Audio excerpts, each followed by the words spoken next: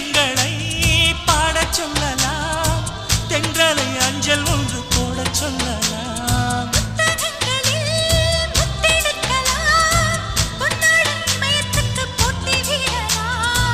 பூமிக்கு பொட்டு வைத்து பார்க்கலாம் பார்க்கலாம் பூவுக்கும் ஆடை தைத்து போடலாமா சூரியன் தேரை மண்ணில் ஓட்டலாம் ஓட்டலாம் சொர்க்கத்தின் புகைப்படத்தை காட்டலாமா வானம்